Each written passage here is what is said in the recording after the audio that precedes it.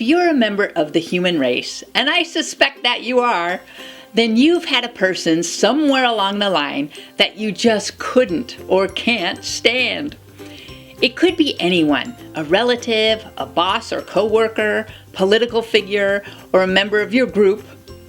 Maybe 15 years ago, a coworker I really liked, I'll call her Leanne, had a teenage son who was a new driver and really interested in autocross.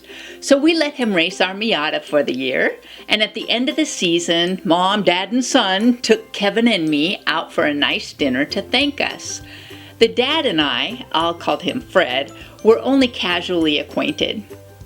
Now, most people I know tend to avoid talking politics with people they don't know very well.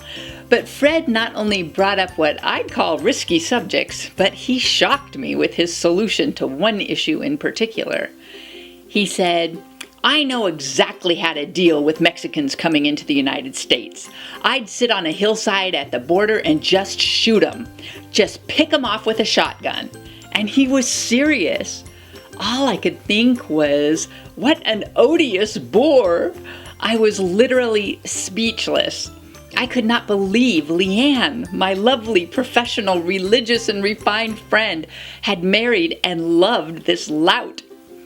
I suffered through the rest of the unpleasant, awkward conversation and meal. I've never been so anxious to part company with anyone, and it just icky to think how I'd feel around Leanne from now on. My mind was eating at me, and I hated that. Fortunately, I had just learned of a technique to cleanse and heal my poisonous thoughts. I have used it countless times with unfailing success when my mind is gridlocked against someone or something. It's called Ho'oponopono, a spiritual practice originating in Hawaii. It's quite simple, but it requires that you take responsibility for creating the events in your life. I think of it as my soul or divine self bringing into my awareness whatever I need to experience that will best teach me what I need to see, process, and transcend in order to grow and evolve. And my negativity, fears, and programming all work to attract more of that same low vibration for me to address. But I can heal that negativity in myself by granting myself forgiveness, peace, and love. I have no control over Fred, but I have total control over my thoughts and memories about Fred. Ho'oponopono works like this.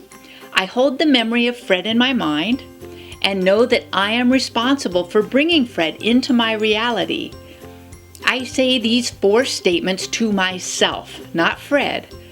I love you. I'm sorry. Please forgive me. Thank you. I'm cleansing my memories of Fred, which does him only good as well. I'm gifting myself with forgiveness, peace, gratitude, and love.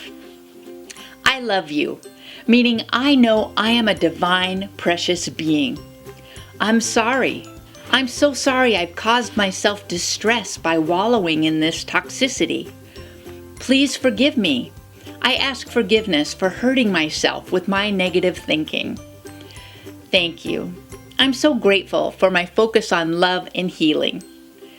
Ho'oponopono is nothing short of amazing.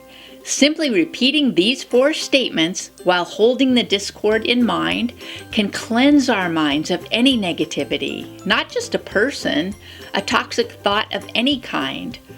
The charge lessens and then dissipates altogether.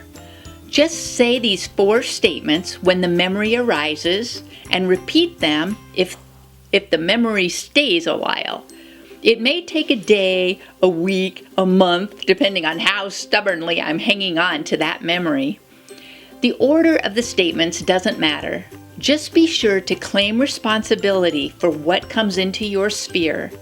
I love you. I'm sorry. Please forgive me. Thank you for shining that divine.